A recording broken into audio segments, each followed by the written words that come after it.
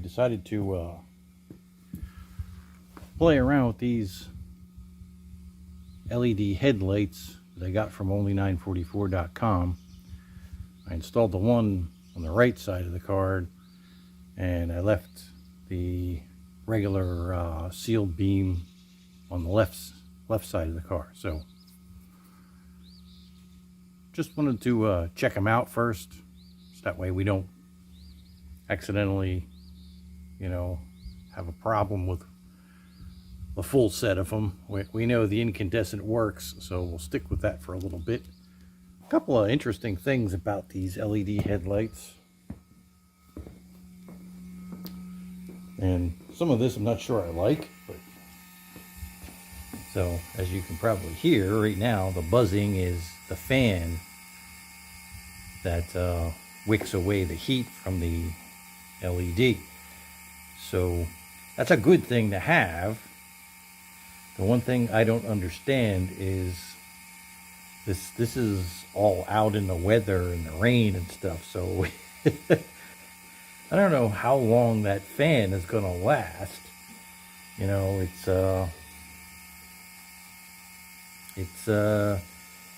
I would think it's gonna be sucking water in if you drive in the rain, but hey, that's just me. This is the setup as you get it. This is the LED light. This just plugs right into your standard seal beam socket that's on the car, and this plugs into the back of this nice H4 type headlight. It just plugs in there. It just plugs in there. There you go. Whoa, be careful there, camera. It's got a rubber seal on it, which you don't use, and a temporary cap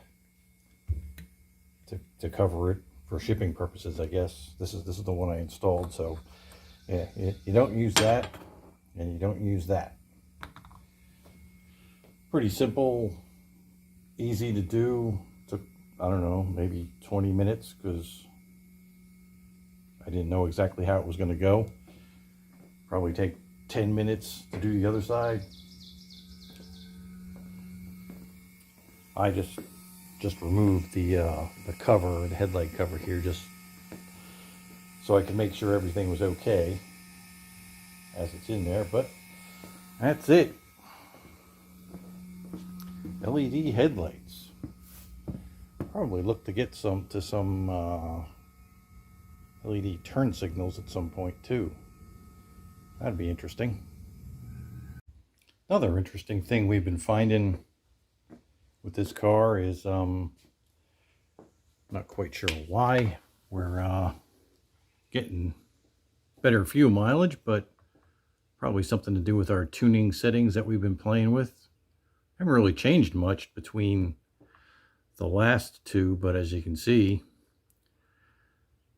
before the previous tank we got 18.4 miles per gallon, and this last tank full, which I just filled it up yesterday, we got 19.1.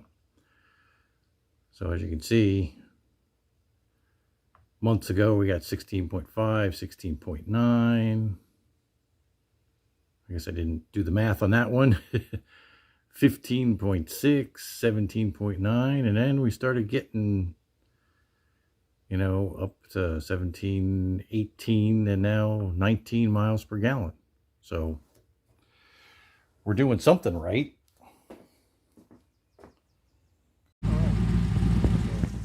You might know we've been fighting a tuning issue with this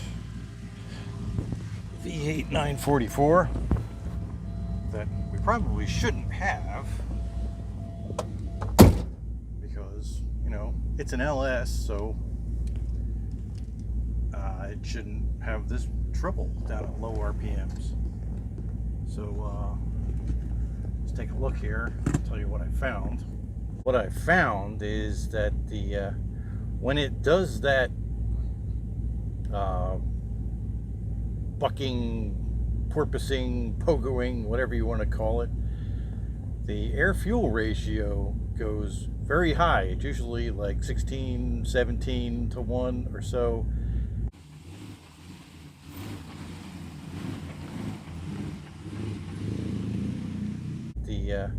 When it does that bucking, porpoising, pogoing, whatever you want to call it, the air-fuel ratio goes very high. It's usually like 16, 17 to 1 or so, and then gradually it comes back, and then it stops. I don't know why that is. So one thing I did was bump the throttle, what do they call it? The throttle position sensor enrichment. So basically that kind of works like an accelerator pump on a carburetor, I'm thinking. So I increased that from 10% to 25%. So when I get into those situations where it does that, if I just push the throttle a little bit, it comes out of it, because it basically just squirts more fuel in it. So that's the current fix for that. Why it doesn't do it right from the way it's controlled, I don't know. Maybe it's a shortcoming of this system. Maybe it's meant for automatic transmission cars. I don't know, because this is basically below 15 or 1600 RPMs when the throttle position sensor is at about 3%. Between 3 and 5% is when it happens.